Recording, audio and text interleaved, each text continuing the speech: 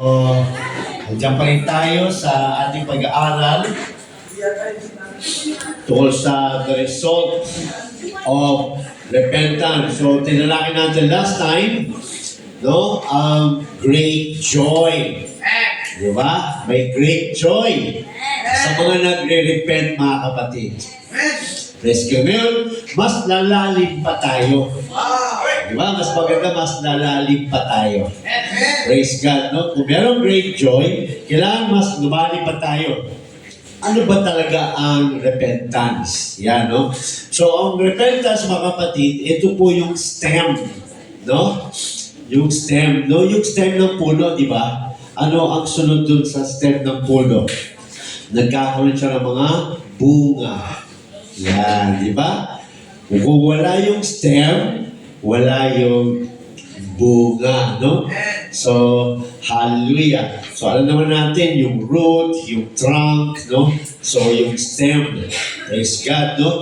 Hallelujah. Kasi sabi dyan, the new birth experience. So, ating topic yun ay the new birth. Yan, no? Kaya nga, John 3:5. Di ba? John 3:5. Ano sabi sa John 3:5?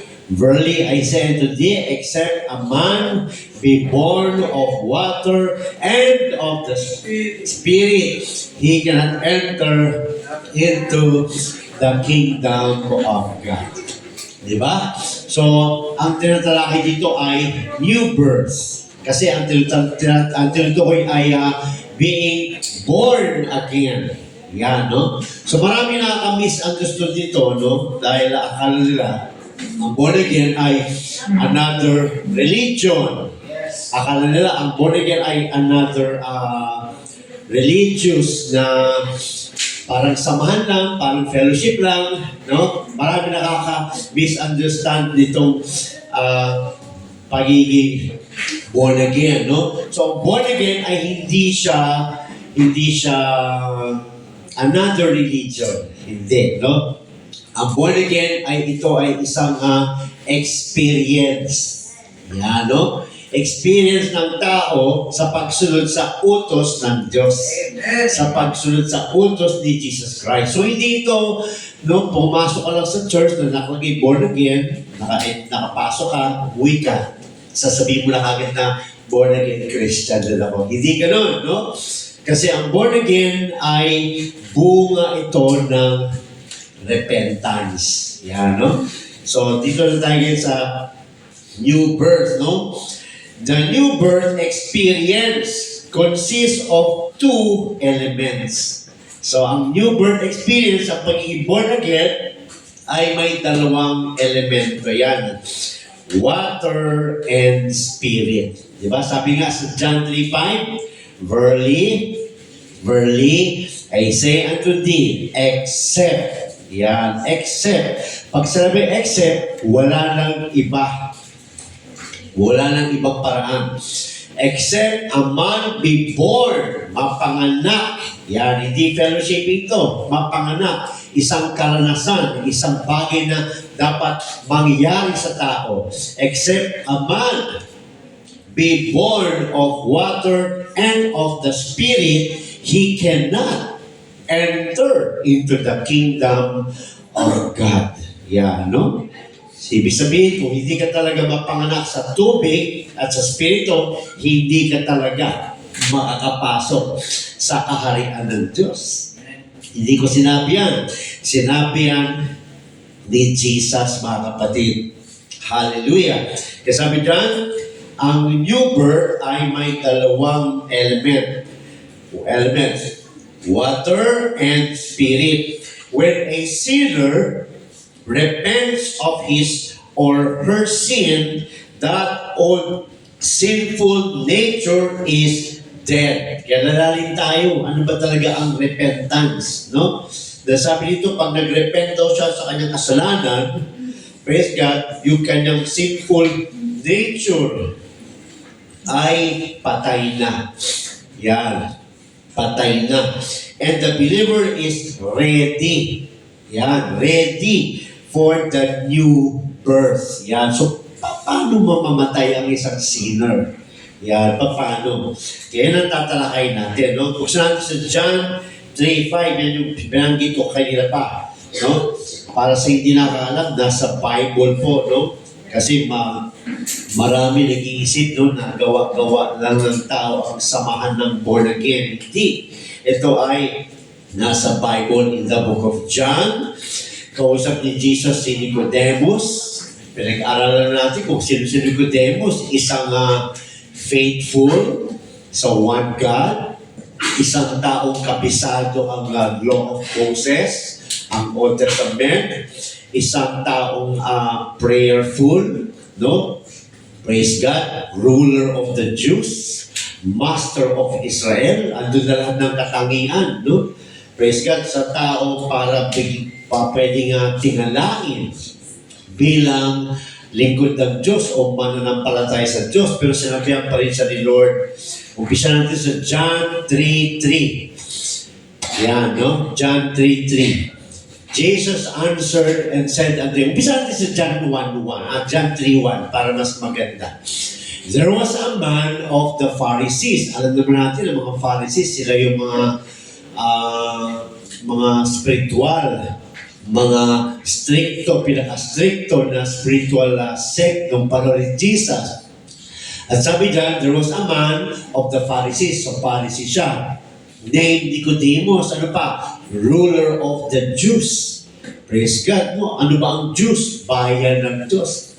People of God. So hindi to ordinaryong tao. Ruler pa siya ng people of God. Ruler pa siya ng bayan ng Diyos. Ruler of the Jews. The same came to Jesus by night and said unto him, Rabbi, means teacher, we know that thou art a teacher come from God, for no man can do these miracles thou doest except God be with him. So maganda rin, meron din siyang faith. Now yun nga lang, may faith siya kasi may nakita siyang miracles na ginagawa ng Jesus. Ibig sabihin, siya ay to see is to believe. Kaya ng tao, no? Pag may nakita ng milagro, naniniwala. Kaya minsan pag may milagro doon, nagtatayo ng simbahan doon. Pag may milagro dito, magsasamba dyan. No? Nakatingin ang tao sa milagro. Kaya sabi niya, no?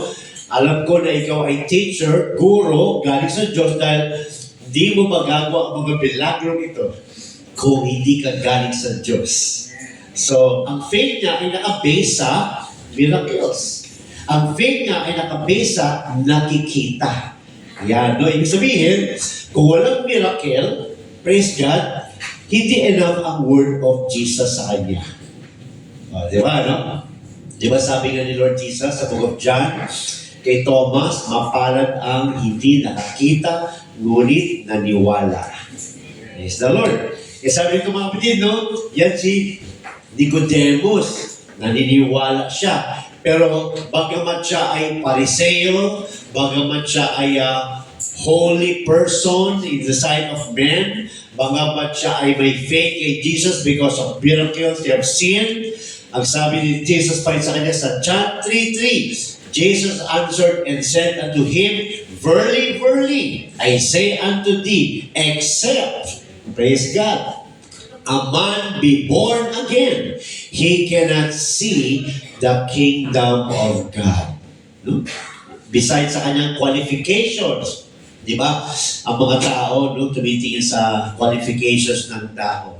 No? Sa mga magsasamba sa Diyos, sa mga leader, nakatingin sa qualifications. Pero sinabihan pa rin siya ni Jesus, no? Kung hindi ka maboborn again, hindi ka makakakita ng kaharian ng Diyos.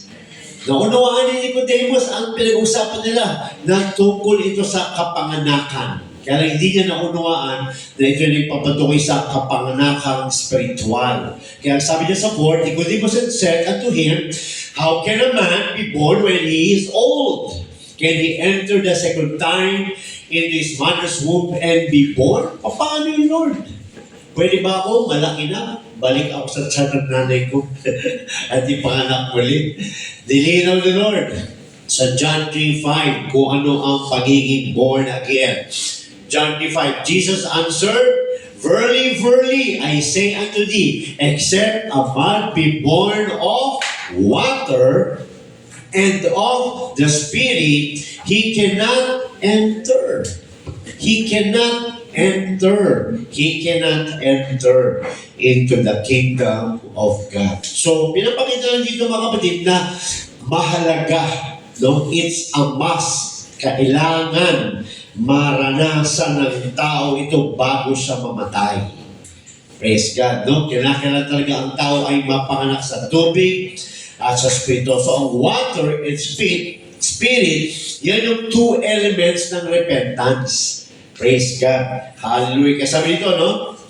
Repentance is the seed from which the new birth experience stems from. Praise God.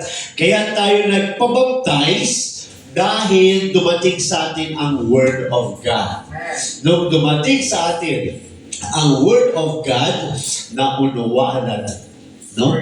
Tanggalin ba ito? Napakabago na. Hirapan ako huminga. Yeah, normal.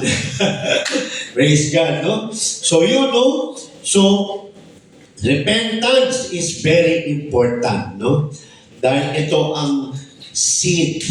Yan, seed ito na nagbubunga, na nag-i-stem sa water baptism and Holy Ghost baptism. Yan, no?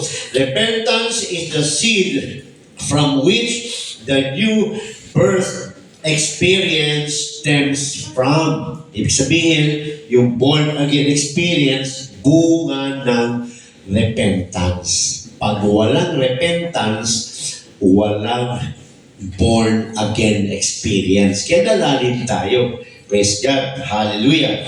When we repent our sins, of our sin, we are dying out to the old nature. Pag tayo pa ay nag-repent, ano repent, no? Pagtalikod sa kasalanan, no? Unto Jesus, no? Pag tayo ay nag-repent, no? Tayo ay dying out sa ating old nature. Kasi ang tao ay may old nature. Kailangan natin magkaroon ng bagong nature. Kasi ang old nature natin, naka-design ito, naka-destined ito sa impyerno. Kaya kinakailangan natin no, magkaroon ng bagong nature. Hindi pwedeng manatili sa old nature. When we repent of our sins, we are dying out to the old nature. And naturally, following a death, there must be a burial. Kung namatay ka, siya na nakita dito na namatay na hinayaan na lang sa kalye. Di ba? Wala. Lahat ng patay ay nililibing. Yan. Kaya natural yun. Na pag may namatay, ililibing. Andiyan ang magulang o wala. Pag nakita ng patay, nililibing, mga kapatid, no? The old sinful man must be put away. Therefore, we are buried with him by baptism. Tingnan sa Romans 6:4. Praise God.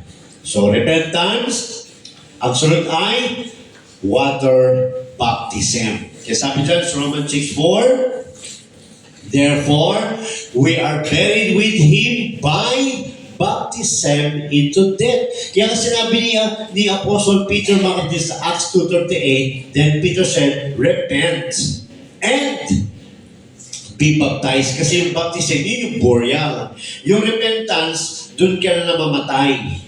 Dying out ka na sa iyong kasalanan. Pero ikaw ay kailangan malibing.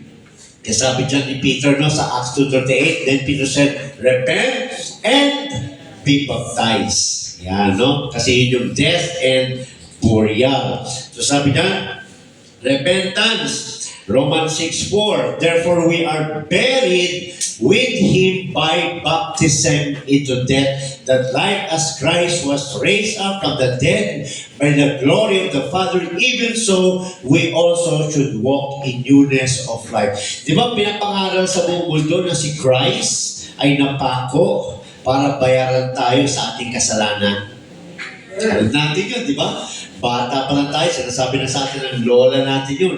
Ito yung tunay na pagtanggap, hindi yung panalangin lang. Kasi marami nangangaral ngayon na manalangin ka lang, tanggapin mo lang si Lord bilang tagapagligtas mo, okay ka na. Hindi. Ito yung tunay na pagtanggap. Kung talagang gusto mo, kasi ang death, burial, and resurrection ng ating Lord Jesus, ito ay tinatawag na atonement for our sins. Bayad para sa ating kasalanan. Yung kanyang death ay para sa ating kasalanan. So, paano natin makukuha yung bayad na yun kung mananalangin lang tayo? Kinakailangan maranasan natin yung kamatayan. Kasi nakalagay ka sa Romans 6:23, for the wages of sin is death. Lahat ng tao na makasalanan ay mapupunta sa kamatayan. Yun yung hell. For the wages of sin is death. But, ito na yung pag-asa, the gift of God is eternal life through Jesus Christ our Lord. Pero may gift ang Diyos sa atin. Ano yun? Buhay na walang hanggan. Praise God. So yung tao na akala niya na wala na siya pag-asa, dahil papunta na siya sa impyerno, may dumating na Savior. At yun yung ginawa niya. Napako siya sa cross of Calvary. Namatay, nalibing, at nabuhay muli para meron tayong bayad. Tatanggapin na lang. Paano tinatanggap? Yan nga, Romans 6:4. No? Sinama ni Apostol Paul ang kanyang sarili dyan. Umpisa natin sa verse 3. At trust tayo sa Romans 6:3. Praise God. Know ye not, kasi nagsasalita dito sa Apostle Paul, sa Romans Church. Sabi niya, know ye not that so many of us, praise God. Kasi baptized din si Apostle Paul, ni Ananias, di ba? Praise God, sa Acts 22. Sabi, know ye not that so many of us as were baptized into Jesus Christ, were baptized into His death. Doon natin nakukuha yung kamatayan, yung bayad sa ating kasalanan. No? Yung nasabi nga nila, hindi ka na mamamatay, may namatay na para sa'yo. Paano mo nakuha yung bayad? Yon, sabi dyan, know ye not that so many of us as were baptized, past tense with ED. No? Were baptized. Were, past tense. Tayo mga nabautismohan na, sabi ni Apostle Paul, into Jesus Christ, were baptized into His death. Kaya nung nagpabaptize tayo mga kapatid, in the name of Jesus Christ, praise God, doon na natin natanggap yung bayad. It said na tayo ang mamatay, siya ang namatay sa atin. Bayad ka na. Paano ka nabayaran? Nung nagpabaptize ka in the name of Jesus Christ. Kaya kahit manalangin ang tao, tatanggapin bilang tagapagligtas, hindi naman baptized in the name of Jesus Christ, wala sa Bible na manalangin ka lang, ligtas ka na. Ang nakalagay sa Romans 10:9 hanggang 13, ang sabi doon, maliligtas, hindi ligtas. Kasi marami gumagamit ng Romans 10:9 hanggang 13. No? Na pag tumawag ka, ikaw ay maliligtas. Ginagawa nilang pag tumawag ka, ikaw ay ligtas na. No, ang sabi sa Bible, maliligtas. Future tense. No? Bakit? Dahil yung mananampalataya, ibig sabihin, susunod sa salita ng Diyos. At ito yung dapat sundin, mabautismuhan sa pangalan ni Jesucristo. Dahil pag nabaptize tayo in the name of Jesus Christ, tayo ay nabayaran sa ating kamatayan sa pamamagitan ng kanyang kamatayan. Kaya sabi niya sa Romans 6:4, therefore we are buried with Him. Yon. Doon tayo nabayaran nung nagpabaptize tayo. Therefore we are buried with Him by baptism into death. Amen. So, paano tayo nabayaran kung hindi naman tayo baptize? Walang ibang paraan.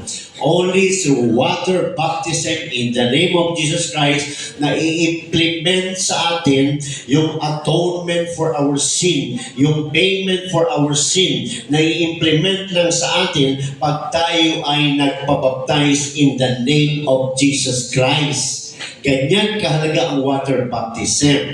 No? Kaya lahat ng Christian, lahat ng believer na nasa Bible, wala po tayong makita sa Bible na Christians na nalangin, tinanggap si Lord. Wala. Lahat ng Christians sa Bible na tumanggap kay Lord, baptized in the name of Jesus Christ. Panahon na lang natin nagbago na hindi na ito mahalaga ang water baptism. That is a false teaching, no? You cannot even call it doctrine because doctrine means truth. So if it's false, it's not doctrine. No? Kasi sabi dyan, no? Romans 6:4, therefore, sabi ni Apostle Paul, we are buried with Him. Praise God. By baptism into death. Kaya tayo ay nailibing kasama si Christ, no? Tayo ay napayaran. Kaya yung Romans 6:23, ano nakalagay sa Romans 6:23? No? For the wages of sin is death. Yan. Hindi matatakasan ng tao yan. Christian o hindi Christian, mamamatay. Amen. Walang makakaligtas sa kamatayan. Ang blessing sa Christian is, pag nabaptize siya, namatay na siya sa kanyang kasalanan. Kasama si Christ. Yun ang importance ng water baptism. Nakasulat. Romans 6:4, therefore we are buried with Him by baptism into death. Doon na bang nagtapos? Hindi. Ang sabi dyan, that like as Christ was raised up from the dead by the glory of the Father, even so we also should walk in newness of life. Doon pa lang mag-uumpisa ang blessing sa buhay mo. Doon mag-uumpisa ang kasagutan sa hinahanap mo. Praise God. Yung iba, Pastor, di muna ako magpapabaptize. Gusto ko muna magbago. Hindi yun dadating. Dahil wala tayong power. Ang power ay nagmumula kay Lord Jesus Christ kung tayo ay susunod sa Kanyang utos. Kaya sabi doon, no? Hallelujah. Repent and be baptized, every one of you, in the name of Jesus Christ. Hallelujah. Kaya sabi dyan, ano ba nakalagay sa Matthew 28:19? Another na may misunderstood. Sabi ni Jesus. Sabi nila, dapat ang Matthew 28:19 ang masunod. Tama. Ano ba nakalagay sa Matthew 28:19? No? Go ye therefore, teach all nations, baptizing them in the name of the Father and of the Son and of the Holy Ghost, teaching them to observe all things whatsoever I have commanded you.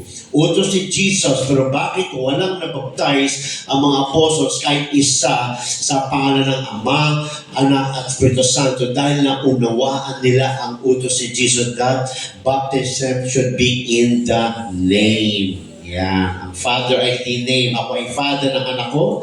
Ako ay Son ng tatay ko. Ako ay tao. O, meron din ako tatlong title sa lupa, no? Tatay, anak, tao. O, di ba?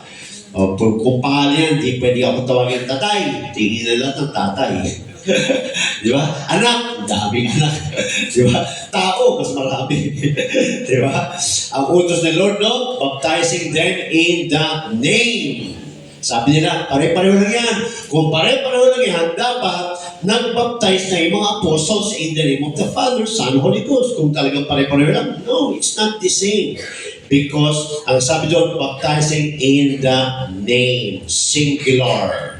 Hindi names. No? These are titles of the one true God. Father as Creator, Son as Redeemer, Holy Spirit as the Regenerator, o yung kanyang divine nature. Siya ay Spirito, Holy Spirit, John 4:24, and He has a name. Kaya naunawaan yung mga apostles na yun at binigay yung name dun sa Lucas 24:47, no? And that repentance and remission of sin should be preached in His name. Praise God. Bakit? Dahil wala nang ibang name na nakapagligtas kundi sa name lang ni Jesus. Acts 4:12.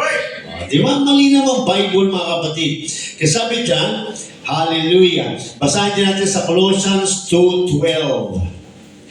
Colossians 2:12. Sabi dyan, Praise God. Buried with Him in baptism. Amen. Wherein also ye are risen with Him through the faith of the operation of God who hath raised Him from the dead. Kung ikaw ay namatay sa pamamagitan ng baptismo, ikaw ay bubuhayin din sa pamamagitan ng pagtanggap ng Banal na Espiritu.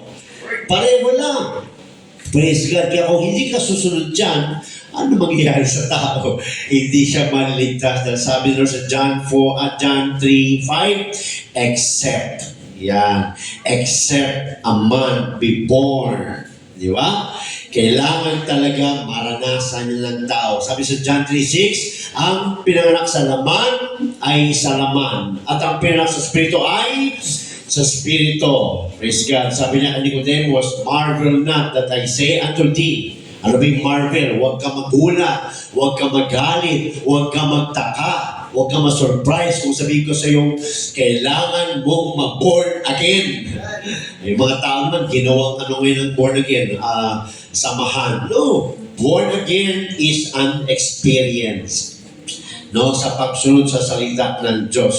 Kasi sabi dyan, repentance must be followed by water in baptism in the name of Jesus Christ for the remission of sins. No?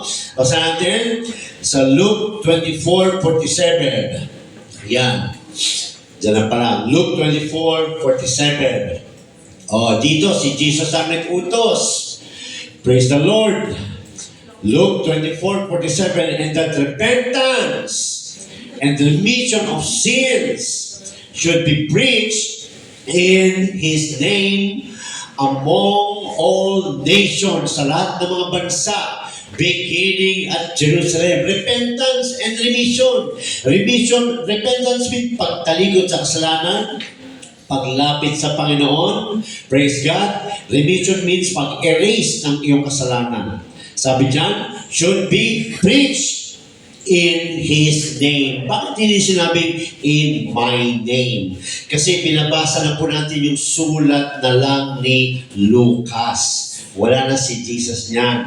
Sinulat niya nga, minsan nababasa natin, according to Luke, according to John. Di ba, no?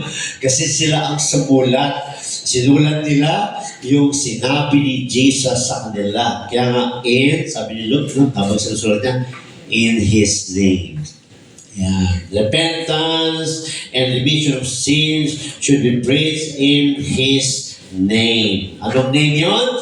Jesus Christ. Kaya lahat ng baptism sa Bible ay baptism in the name of Jesus Christ.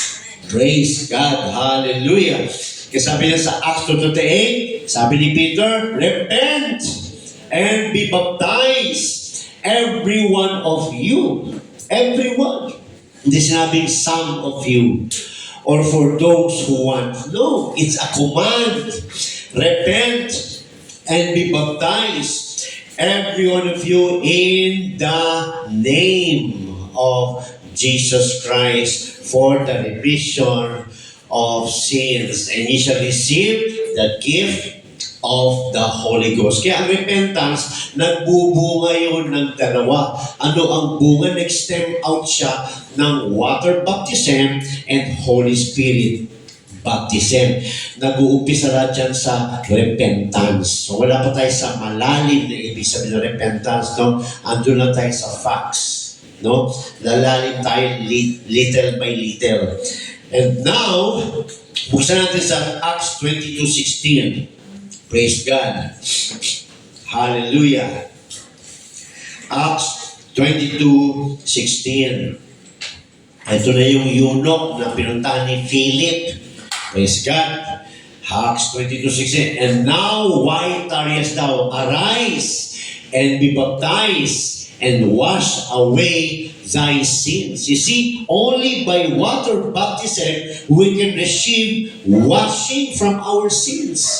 Praise God. Kahit mag-pray ka mag-pray, Mag-sorry ka na mag-sorry, tumanggap ka na tumanggap kay Lord ilang beses as your personal Savior. Kung hindi ka naman baptized in Jesus Christ's name, your sins are never washed away.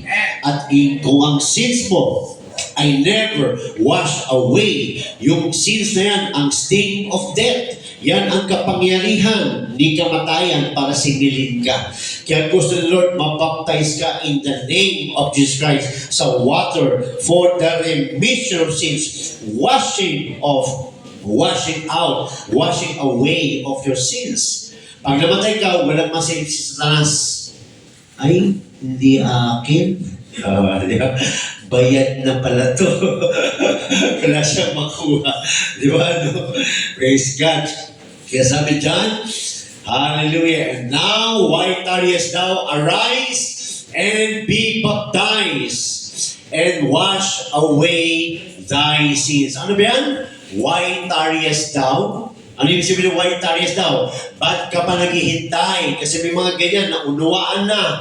Pero pag tinanong mo, gusto mo bang magpapabaptize? Tsaka na lang, pastor. O, naghihintay.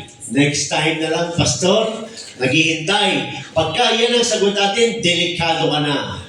Bakit? Dahil nung hinahayuan ka, nanonood din ng Diablo.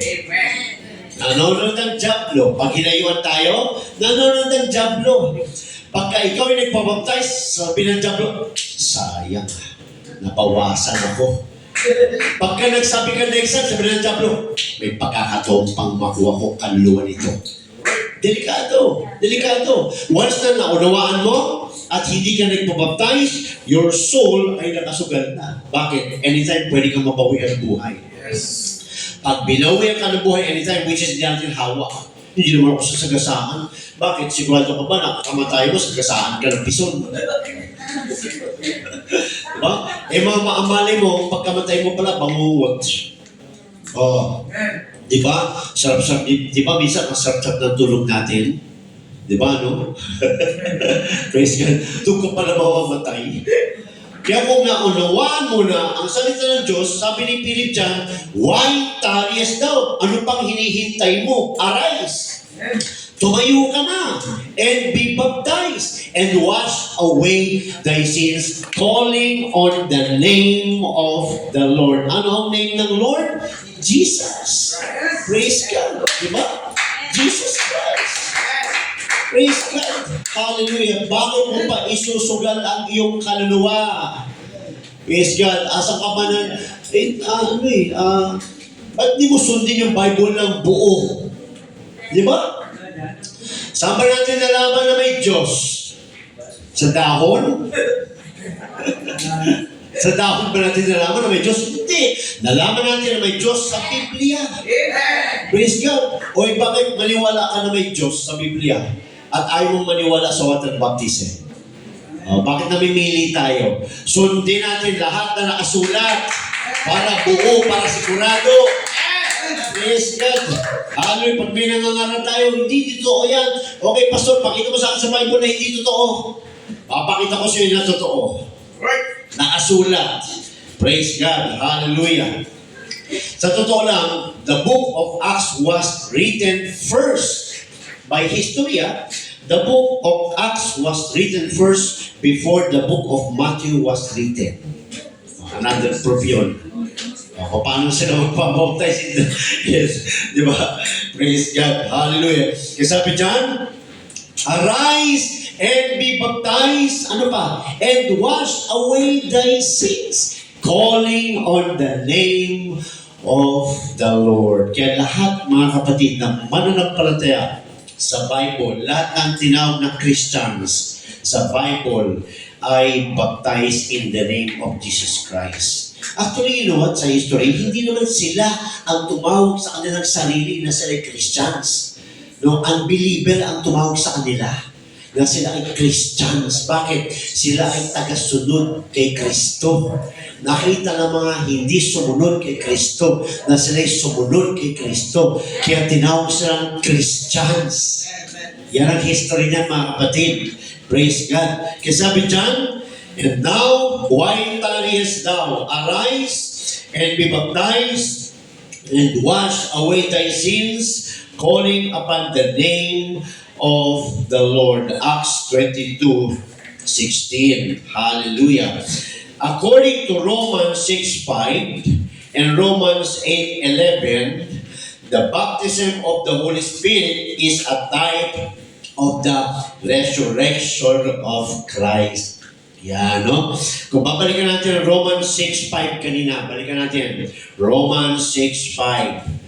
Praise God. Ang sabi sa Romans 6:5, hallelujah. Sabi dyan, for if we have been planted together in the likeness of His death, kung tayo ay, di ba, namatay si Lord Jesus, tapos nilibing, tapos nabuhay. O, di ba, no? Namatay, nilibing, nabuhay. Pero hindi tapos ang verse dyan. Sabi dyan, kung tayo ay hinantulan sa kanyang kamatayan, kung tayo ay hinantulan sa kanyang paglibing, paano tayo naihantulan sa kanyang kamatayan paglibing? Yung tinakil natin kanina, no? Sa pamagitan ng water baptism, tayo ay namatay at tayo ay inilibing. Pero ano sinabi sa Romans 6:5? For if we have been planted together in the likeness of His death, we shall be also in the likeness of His resurrection. Ano yun? Kung ikaw ay namatay at nalibing, paano ka mabubuhay? Yun po yung tinutukoy na pagtanggap ng Holy Ghost. Dahil hindi po tayo nabuborn again sa water baptism. Nabuborn again tayo sa pagtanggap ng Holy Ghost. Kaya yung mga nakatanggap ng Holy Ghost, praise God, buhay ka na. Yan, no? Yung mga wala pang Holy Ghost, mag-desire ka ng Holy Ghost. Praise God. Hallelujah. Kasabi ko mga kapatid, according to Romans 6:5, basahin din natin ang Romans 8:11. Romans 8 verse 11. Praise God. But if the Spirit of Him that raised up Jesus from the dead dwell in you. Kung yung Espiritu na nagbuhay kay Kristo Jesus ay nananahan na sa iyong katawan. Yan. Yung Espiritu na nagbuhay kay Jesus Christ mula sa pagkamatay ay nasa katawan mo na. Ibig sabihin, natanggap mo na. Yan. Ano sinasabi dyan? He that raised up Christ from the dead, siyang nagbuhay kay Kristo mula sa pagkamatay. Sino nagbuhay? Si God. Di ba? Shall, sabi dyan, shall also quicken your mortal bodies by His Spirit that dwelleth in you. Praise God. Bubuhay din ng Diyos ang iyong katawan pagtanggap mo ng Holy Spirit. So ano natanggap natin? Spirit of resurrection.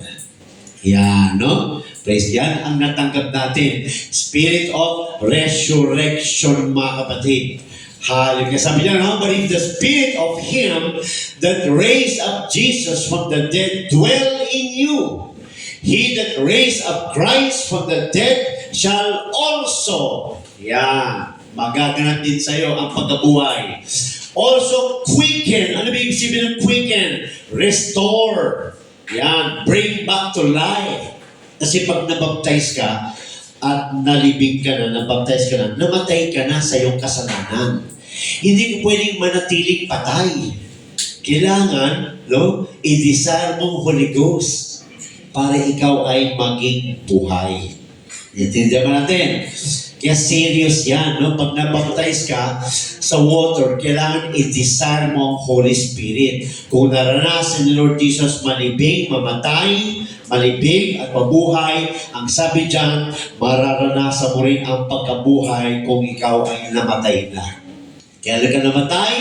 Nung nabaptize ka in Jesus Christ's name. Kaya kompleto yan. Hindi pwedeng sinabi sa John 3:5, Verily, verily, I say to you, except a man be born of water, he cannot enter the kingdom of God. Hindi. Ang sabi sa Bible, except a man be born of water and of the Spirit.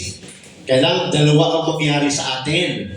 He cannot enter into the kingdom of God. Hallelujah. Kaya sabi dyan, shall also quicken your mortal bodies by His Spirit that dwelleth in you. So, ibig sabihin, nung natanggap mo na yung Holy Spirit, yan, nananahan na siya sa iyong katawan. Yan na ang nagbigay sa iyo ng bagong nature, bagong buhay. Hindi ka napatay, buhay ka na, anak ka na ng Diyos, nag-aantay ka na lang sa rapture. Yan. Kaya nung hindi ko pa nare-receive ang Holy Ghost noon, magsi 6 months na, talagang ginawa ko ng lahat. Kasi may mga ganyan-ganyan pa, no? Parang isda, parang pating. Kailangan para ka ng sword piece. Diretso na. Yun, natanggap din. Praise God. Kaya kung wala ka pang Holy Ghost, i-desire mo Holy Ghost, no? Palalim tayo ng palalim sa repentance mamaya. Ano ba talagang repentance? Bakit di ko matanggap ang Holy Ghost? Yan, no? Praise God. So sabi dyan, hallelujah. According to Romans 6:5 and Romans 8:11, the baptism of the Holy Spirit is a type of the resurrection of Christ. Yun. Namatay si Christ, nailibing, nabuhay. Ganun din tayo. Nabaptize, namatay, nakareceive ng Holy Ghost, nabuhay. So yun yung born of water and of the Spirit. Yun yung born again. Ikaw ay namatay, nalibing, at ikaw ay nabuhay. Yan, no? Hindi yung tinuturo ng iba.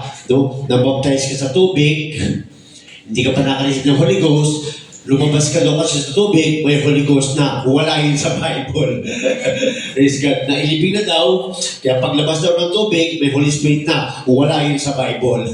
Ang nasa Bible, no, para malaman kung ang tao ay nakareceive ng Holy Ghost, sila ay nagsasalita ng iba't ibang wika.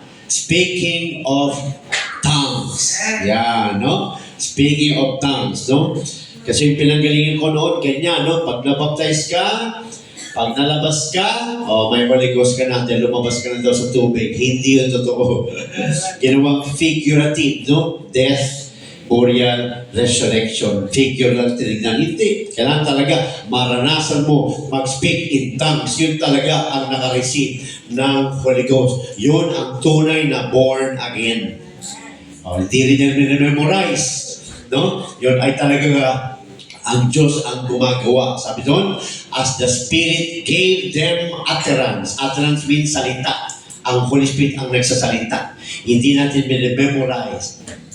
Di ba?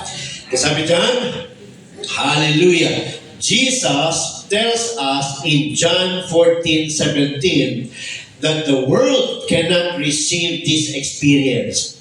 Hindi ito matanggap ng sanlibutan ang experience na ito.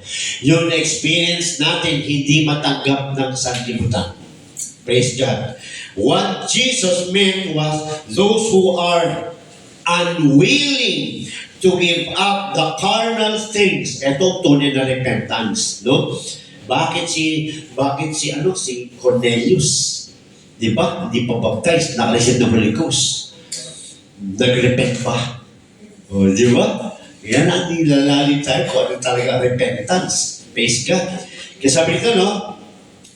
What Jesus meant was those who are unwilling to give up the carnal things of the world.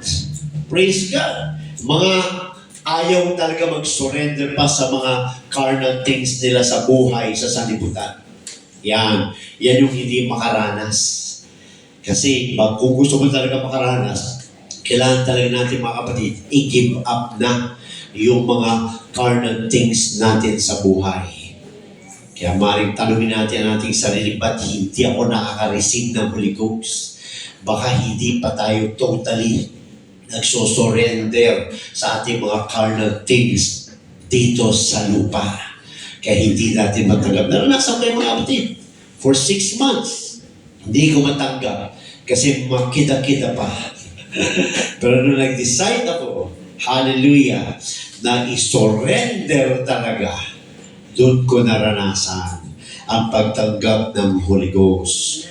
Pero mas nalalim pa rin tayo. More than that, what Jesus meant was those who are unwilling to give up the carnal things of the world through repentance. Yan. Cannot receive this wonderful gift. Hindi talaga makakaranas nito. Hindi kasi pwedeng ipagsabay ang gawa sa laman sa gawa sa spirito. Hindi pwedeng sabay yun. Hindi pwedeng sabay. Kung talagang gusto mo maligtas, kailangan mo mag-decide. Kailangan mo humiwalay. Kailangan mo tumigil. Kailangan mo mag-decide. Kailangan mo upuan. Ano ba talagang gusto mo? Yan, no? Praise God, no? Kaya, mag-meditate ka ngayon. Ano ba talaga gusto ko? Yan. Kahit sinong pastor dyan, kahit sinong great preacher dyan, kahit matanda, kahit na baby, kahit na bata, mag-preach dyan. Kung hindi mo uupuan at magdesisyon ka sa sarili mo, walang magagawa ang preacher. Tagapagsalita lang ang preacher para i-deliver ang good news, para i-deliver ang hope, para i-deliver ang salvation. Hindi pwede ako mag-decide para sa iyo. Hindi pwede. Ikaw mag-decide para sa sarili mo. Hindi pwedeng ang pastor, no? Hindi pwedeng si elder, si brother, si sister, hindi pwede, no? Pinaparating lang sa atin, di ba sa Romans 10:17, faith, ano ba yung faith? Pagsunod, paggawa. Cometh by hearing, and hearing by the word of God. Praise God. Yun, kaya tayo nakakapag-repent, kaya tayo nakapag-desisyon dahil dumating sa atin ang word of God. Nung dumating sa atin ang word of God, nag-desisyon ka. Dahil nalaman mo, papunta pala ako impyerno. Ayoko dun, di ba? Gusto ko maligtas. Praise God. Kaya sabi dyan, no, dito maranasan ang sanlibutan. Bakit? Ang sanlibutan, sanlibutan. No? Pag ikaw ay nasa sanlibutan, sanlibutan. Masaya sa sanlibutan, di ba? O sino dito hindi nag-enjoy sa sanlibutan? O, di ba lahat tayo nag-enjoy sa sanlibutan? Pare! Yeah! Pare! Umaga na! Pare! Itinatawag niya pare, wala na pala, naiga na, bagsak na. Lahat tayo nag-enjoy sa liputan, pero nung dumating sa atin ang salita ng Diyos na ikaw ay papunta sa impyerno, sino na kaharap mo? Si pare pa rin? Hindi na. Brother! Brother. Pag Sunday, brother. Pag Monday, pare! Di ba? Lalalim tayo sa repentance. Mamaya, hawak natin, water baptism, Holy Ghost baptism. Pagdating sa rapture, andun ka pa rin pala. Nakatulog, hawak yung bote. Praise God.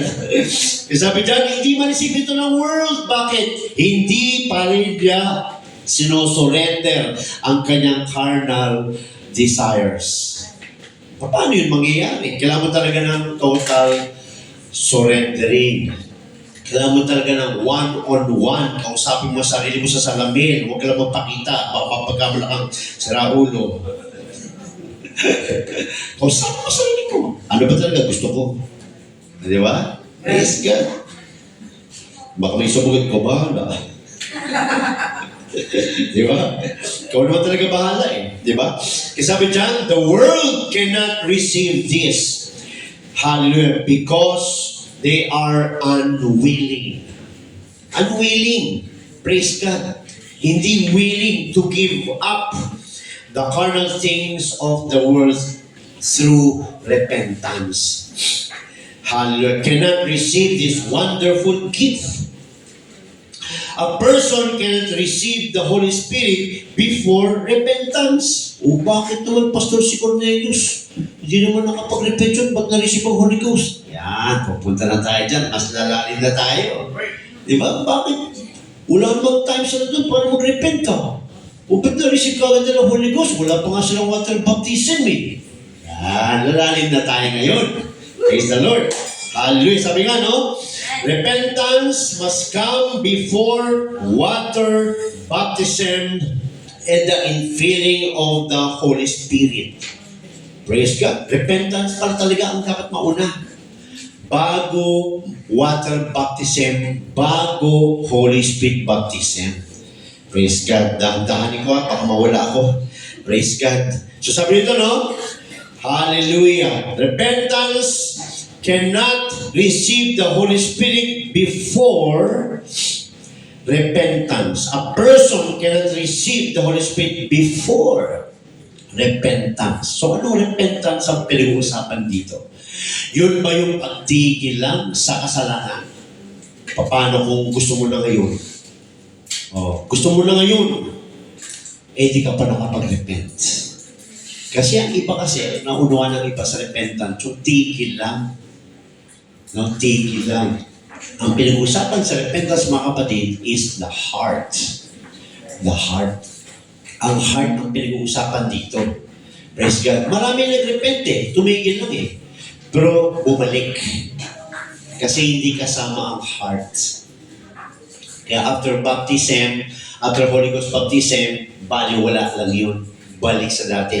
Nagagawa pa rin yung dati. Kasi wala talaga yung true repentance.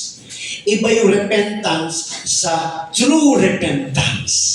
Ang true repentance kasi, nag-umpisa talaga sa heart. Nag-isip talaga na nasaktan niya talaga si Lord. Di ba? Ang true repentance kasi talaga, may godly sorrow. Na kahit anong mangyari dyan, pag may godly sorrow yan, talagang mag-commit yan. So yung water baptism, bunga yun ng true repentance. Kaya siya nagpabaptize dahil nakatutok lang siya dun sa salvation, hindi. Kaya siya doon nagpabaptize dahil meron talaga siya true. Yun palang nagawa ko. Yun. Praise God. Kaya na si Cornelius, nakatanggap kagad sila ng Holy Ghost. Bakit? Tama na Di ba prayerful siya? Matulungin siya. Ang heart niya nasa right. True heart person siya. True-hearted person siya. Ang kulang lang niya, malaman yung Word of God. Praise God. Kaya nung narinig nila yun, naramdaman nila yun sa heart nila. Ano sabi sa Acts 2:36? Nung sinigaw ni Peter, yung pinako nyo, yun yung Panginoon. Ano sabi sa Bible? And they were pricked in the heart. So itong tanong, nung nagpabaptize ka, nagkaroon ka ba muna ng breaking in the heart? Diyan mo masasabing yun. Wala pala ako nun sa true repentance Nag-focus ako sa water baptism. Kaya after water baptism, hindi ko ma-receive ang Holy Ghost dahil wala talaga akong true repentance. Hindi ko talaga pinag-isipan yung nagawa ko kay Lord. Hindi ko talaga pinag-isipan yung ginawa ni Lord para sa akin. Nag-focus lang ako sa salvation. Kaya after water baptism, okay na ang feeling ko.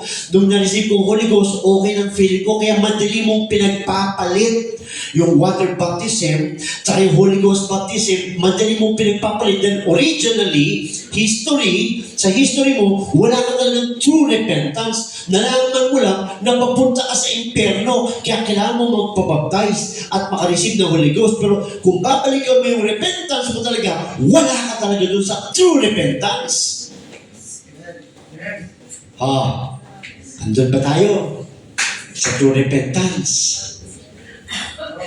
Kaya may mga tao na pinagpapalit. Kita mo, in line yung devotion, you have left your first love. Bakit nangyayari yung leaving of first love? Kasi from the first time pa lang, wala ka talagang true repentance. Ayaw mo lang masunog sa apoy. Kaya ka nagpabaptize. Ang tunay talaga, hindi nakafocus sa apoy. Hindi nakafocus sa fear. Nakafocus sa love ni Christ. Nakafocus sa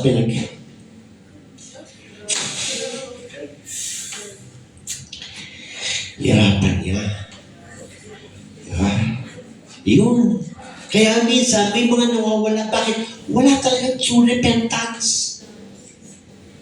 Nag-repent lang. Nag-repent lang? Tumulikod lang. Sandali. Pabaptize. Receive the Holy Ghost. Yay! Child of God na ako. Pag may pagsubok, ayaw ka na! Bakit? Wala talagang pag-iisip sa paghihirap ni Christ sa Kanya. Walang value. Parang si Iso. Nagutom lang, pinagpalit yung birthright sa isang mangkok ng pagkain. Ano yun? Nagutom, pinagpalit yung birthright sa isang mangkok. Ano yun na niya? Flesh. Yan. Pero si Jacob, wise. Hindi ko pagpapalit. Wala akong birthright na ganyan. Kukunin ko yung ganyang birthright. Diba? Kaya hindi ito ma-accept ng world. Bakit? Ang iniintay talaga ni God sa ating mga kapatid, true repentance. Dahil maraming baptized na in Jesus Christ's name. Marami lang nakareceive ng Holy Ghost. Pero asan sila? Wala. Dahil from the beginning, walang impact. Wala. Ganito lang. Pabaptize, Holy Ghost. Yay! Enjoy, puspusan. Tapos pag nasa labas na, pare, mare, classmate, nawawala. Bakit? Wala talagang bumaon na true repentance. Kaya si Cornelius, tsaka pamilya niya, household niya, nakaisip lang ng Holy Ghost. Because ang kulang na lang talaga nila is the Word of God. They're all of their hearts is right in the sight of God. Tayo, wrong heart, dumating ang Word of God, I want to be saved. Pero wrong heart ang pinagsimulan. Dapat right heart muna, repentance muna. Ano ba talaga? Ba't ko gagawin to? Yun. Hindi niya ba natin? Di ba? So, masarap yung nag-church ka na hindi ka nakafocus sa water baptism. Hindi ka nakafocus sa Holy Ghost baptism. Nakafocus ka sa true repentance because this is my life. I'm giving it to the Lord. This is my life. I gave it to Him. Yun. Kaya inari niya. Baptize ka, Holy Ghost ka, pero ang laman mo talaga, nasa heart mo talaga, sa'yo na ako, Lord. Yun talaga yun. So yung foundation talaga nito is in repentance. Not in water baptism. Water baptism saves. Holy Ghost baptism saves.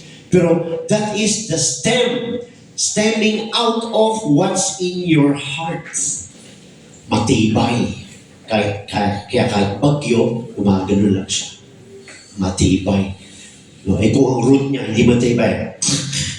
Wala na, pati bunga naglag. Di ba? Praise God. Sabi dyan, the requirements of receiving the Holy Spirit are repentance and faith. So, ibig sabihin, gusto mo talaga ng Holy Ghost? Assess yourself. Gusto mo ba talaga mag-repent? Yeah. Ano ibig sabihin nun? Gusto mo ba talaga sumunod kay Lord? Gusto mo talaga ibigay yung heart sa Kanya? Yeah. Hallelujah. So hindi natin alalahanin yung pagbabago dahil si Lord bahala doon. Magbabago ang nagsusurrender sa Diyos. Hindi lang magbabago, babaguhin pa ni Lord lahat ng surroundings niya. Di ba lahat tayo nakaranas na mula nung sumunod tayo kay Lord, ano nangyari sa buhay natin? Umayos, gumanda, bilis, hindi nagkulang. Kahit may pagsubok, nakangiti. Kahit mahirap, nakatayo. Dahil si Lord bahala dyan. Hindi mo kakayanin mag-isa. Yan ang sabi ng Apostol Paul, I can do all things. Pinutol niya doon, hindi. Through Christ, our Lord. Hindi niya kaya maglakad mag-isa. Nakayanan niya maglakad, salubungin, no? Harapin lahat ng pagsubok dahil kasama niya si Christ. Bakit? Nasa true repentance siya. Ano yung true repentance? Patuloy siyang nakatalikod sa kahinaan niya at patuloy siyang nakay Lord Jesus. The Holy Spirit completes the new birth. Kunti na lang. The Holy Spirit completes the new birth experience and makes us new creatures. Doon tayo nagiging born again in Christ. 2 Corinthians 5:17. Buksan natin. 2 Corinthians 5:17. Hallelujah. Sabi dyan, therefore, If anyone be in Christ, so how to be in Christ? Kasi marami nagtuturo niya. To be in Christ is to follow Him, have a good life, Christian living. No. To be in Christ is to be baptized in the name of Jesus Christ and to receive the Holy Ghost. That's how to be in Christ. Amen. He is a new creature. Paano ka magiging new creature? Because of receiving of the Holy Ghost. Being born again. Kaya may bago kang new creature. New nature. Yan. All things are passed away. Behold, all things are become new. Lahat ng luma, wala na. Lahat ay binago na niya. Praise God. Hallelujah. A new heart. Sabi ni Lord, no? Ezekiel 36. Ezekiel 36, 26 to 27. Ezekiel 36, 26 to 27. Ano sabi ni Lord? A new heart also will I give you. Bibigyan ka ni Lord ng bagong puso. And a new spirit will I put within you. Bibigyan ka ni Lord ng bagong spirito. And I will take away the stony heart out of your flesh.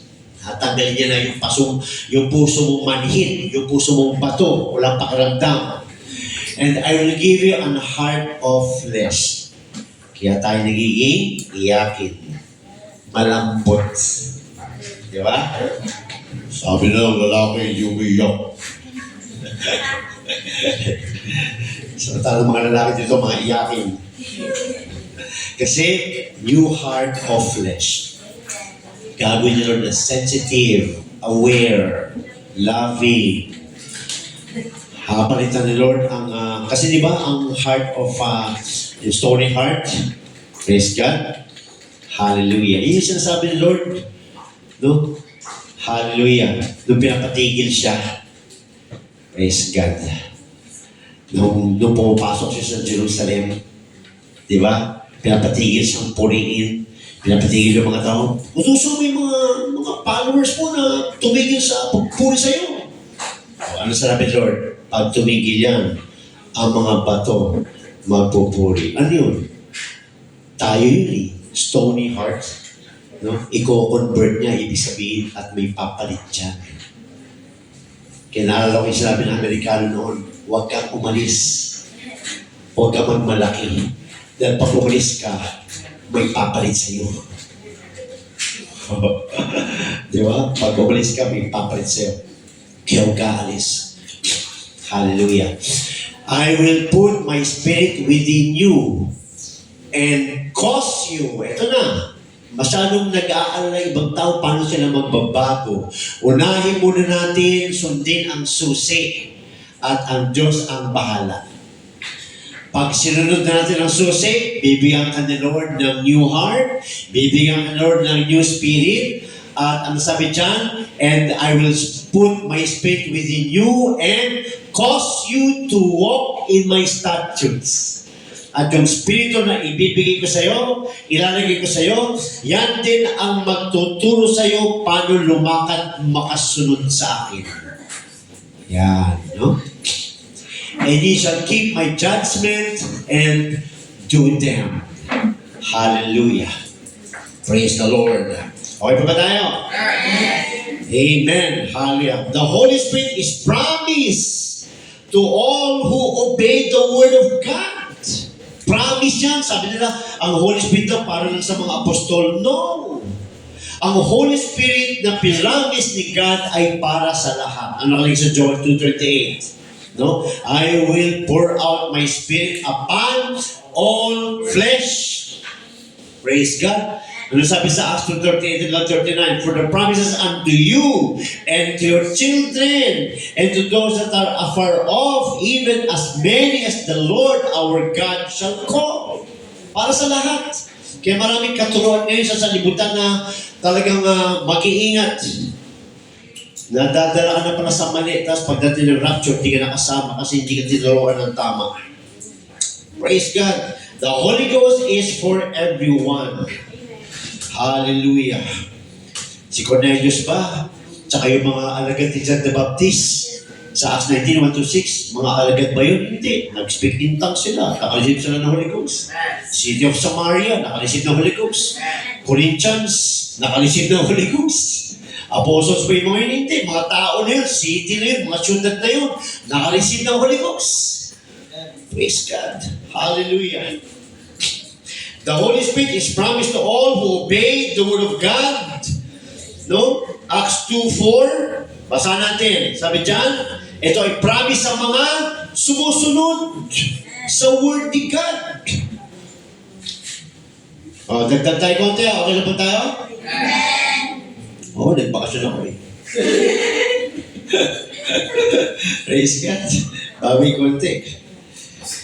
The Holy Spirit is promised to all who obey the Word of God. Acts 2:4. Basta natin Acts 2:4. And they were all filled with the Holy Ghost and began to speak with other tongues as the Spirit gave them utterance. So naranasan nila. Basta natin sa Acts 2:38 and 39. Yan, nabanggit ko na kanina. Acts 2:38, 39. Ganda to eh. Then Peter said unto them, repent and be baptized every one of you in the name of Jesus Christ for the remission of sins. And ye shall receive the gift of the Holy Ghost. For the promise, verse 39, for the promise is unto you and to all and to your children. Oh, pati sa mga anak. Anak ko, 10 years old, nakareceive ng Holy Ghost. And to all that are afar off, even as many as the Lord our God shall call. Promise na para sa lahat. Praise God. Acts 5:32. Praise God. Basta natin, Acts 5:32. Praise God.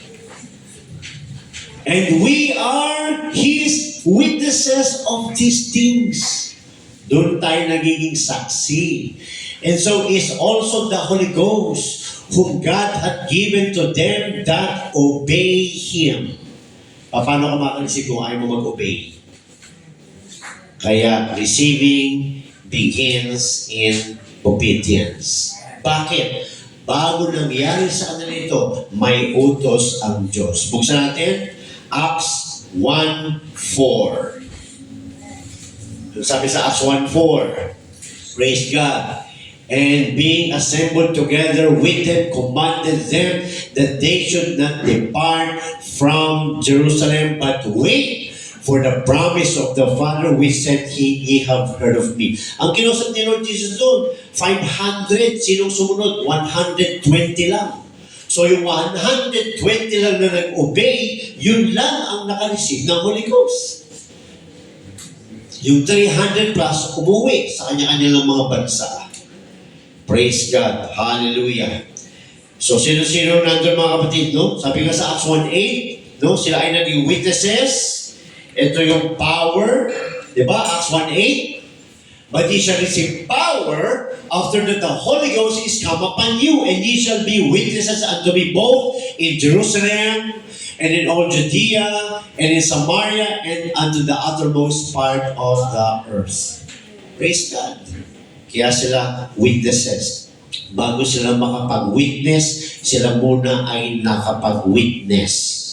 Naranasan muna nila bago nila pinreach. Yan. No? Hallelujah. So, tignan natin kung sino-sino ang nagsunod. Sino-sino ba yung nandun? Sino-sino ba yung nakareceive dun sa Acts 2:4? Acts 1:13. Ano sabi sa Acts 1:13? And when they were come in, they went up into an upper room. Yan, inutusan sa Lord na huwag kayo umuwi. Praise God. Manatili kayo hanggat babaan kayo ng Holy Spirit. Promise. Where about both Peter, yan yung mga nasa upper room, and James, and John, and Andrew, Philip, Thomas, Bartholomew, and Matthew, James, the son of Alphaeus, and Simon, Zelotes, and Judas, the brother of James. These all continued with one accord in prayer and supplication with the women. And Mary, the mother of Jesus, and with his brethren. Kasama si Mary. Praise God. Nakareceive ng Holy Ghost. And in those days, Peter stood up in the midst of the disciples and said, the number of the names together were about 120. So, out of 500, 120 lang ang sumunod sa utos, kaya 120 lang ang nakaranas makatanggap ng Holy Ghost. Praise God. Hallelujah. Kaya sabi dyan, sila ang mga nakasaksi dahil sila ang mga sumunod sa utos. Praise God. Hallelujah. Kaya sabi dyan, no, sa John 3:3, sabi Lord, verily, verily, I say to the except a man be born again, he cannot see the kingdom of God. So yung see doon means you cannot witness. Ano ba yung kingdom? King's dominion, king's power. Kaya dito pa lang sa lupa, maranasan mo na ang King's dominion in your life, kaya ka magbabago. Kaya sabi niya sa 5, no, sila ang makaka-enter. Yeah. Yung nakaranas dito sa lupa, sila ang makakapasok. Bakit? Sila yung nakatanggap dito sa lupa ng banal na Espiritu ng Diyos. Praise God. Hallelujah. Kaya sabi niya mga kapatid, you confess your, sabi niya ito, no? The Holy Spirit is promised to all who obey the Word of God. Simply repent and claim God's promise of forgiveness. Your burdens will begin to lift as you confess your sin. Yung kabigatan mo. Kung talagang naunawaan mo na gusto kang iligtas ni Lord at naramdaman mo talaga, sabi nga sa Acts 2:36, they were pricked in the heart. Nasaktan sila dahil pinako nila yung Savior ng padala ng Diyos. Naramdaman talaga nila. Yun yung true repentance. Nagpabaptize silang lahat, mga kapatid. Praise God. 3,000 souls ang nagpabaptize kaagad. At sabi dyan, simply repent and claim God's promise of forgiveness. Your burdens, kabigatan sa buhay mo, will begin to lift. Itataas siya ng Diyos. Pagkagaanin niya ng Diyos. As you confess your sins before God and start to feel His love and mercy. Yan yung true repentance. May pakiramdam ka nung nagpabaptize ka. Hallelujah. And natural response to this feeling is to worship God. Kaya kung gusto mo makareceive ng Holy Ghost, huwag mo isipin yung katabi mo mamaya. Yung heart mo, i-check mo yung heart mo. Huwag yung katabi mo. Gusto mo makareceive ng Holy Ghost, nakatingin ka sa kabila. Ano ba? Di ba? Hayaan mo na yung katabi mo. Yung heart mo na isipin mo, kamusta ang heart mo? Assess yourselves. Worship God with your heart. In true repentance. Hallelujah. A natural response to this feeling is to worship God, who in turn, anong kapalit nun? Will pour out His Spirit upon this repentant, believing, worshiping person. Yan. So yan pala ang ugat talaga mga kapatid. True repentance. Bakit di ka makareceive ng Holy Ghost? Wala kang true repentance. Hindi mo talaga iniisip yung nagawa mo. Hindi mo talaga iniisip yung nagawa ni Jesus. Parang cold ka lang, parang okay ka lang. No. You need to really repent. You need to really repent. Yung iba naman, baptized na may Holy Ghost na, ba't nawawala pa? Ba't nanlalamig pa? Because yung history mo dun sa repentance, ayusin mo na yun. Pwede mong baguhin na yan. You repent pa rin today. You repent pa rin today. At mag-worship ka kay God. And in turn, sabi ni God, maramdaman mo ang presensya niya. Yan yun mga kapatid. To God be all the glory. Hallelujah. So tayo magpapatuloy sa ating pag-aaral next week. God bless everyone in Jesus' name. Amen. Amen. Praise the Lord. Are we